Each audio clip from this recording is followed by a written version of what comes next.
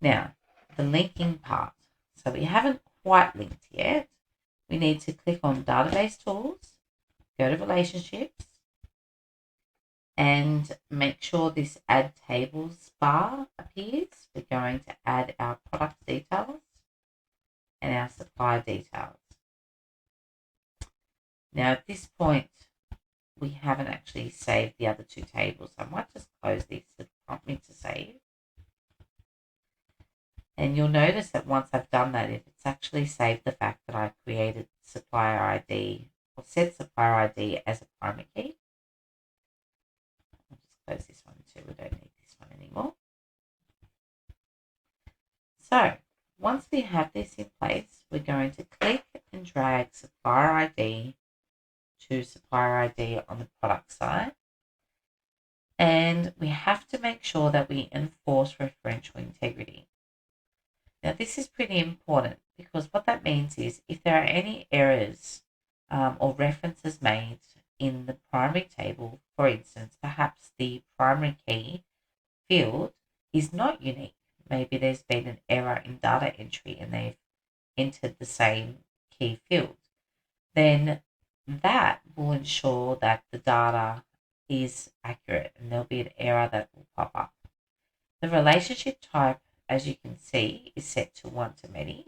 So that's something that happens automatically when we've created a primary key in one table and then copied the data and added our foreign key.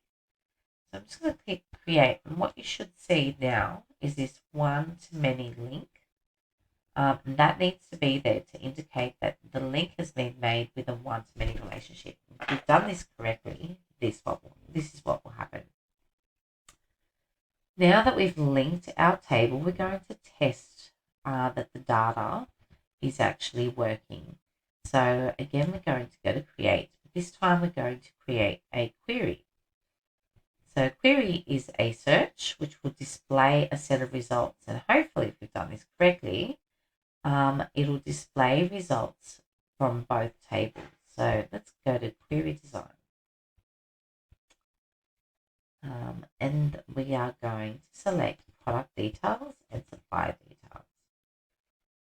Now, the good thing with this is that once I've done this, as you can see, we had originally reduced or removed our product data, our supplier data, so that we were able to restructure our database and still get rid of all this redundant data.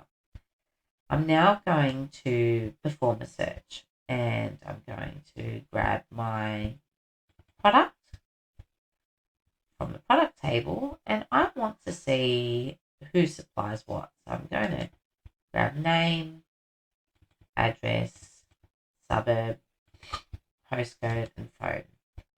So if I now view that data, I can see that every single item has been listed and it's also listed the distributor name and details. Now, that looks a lot like my original flatfile database. However, what's happened here is that I'm able to produce and extract the data from that original structure and then show the results. So I'm able to do the same thing. The database structure is a lot simpler. I'll go back to design view. This time around, I'd like to look up who supplies red pens.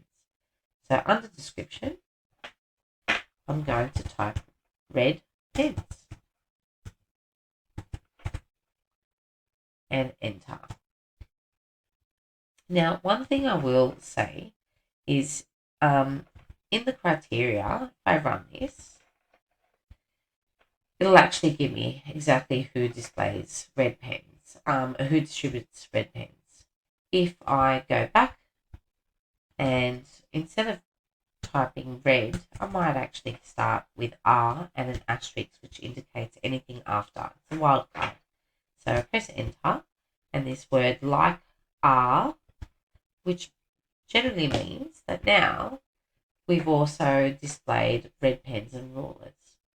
So again, that data has been extracted from those relationships that we've made. Without having that relationship there, I wouldn't be able to do this. And also, without creating those several separate tables, I would have all this unnecessary redundant data in the structure. So obviously, once you've done, you can delete that. My next challenge would be to see if you can set up and add a new table, such as a customers table, and then also try and set up some more queries across the three tables. Have fun creating.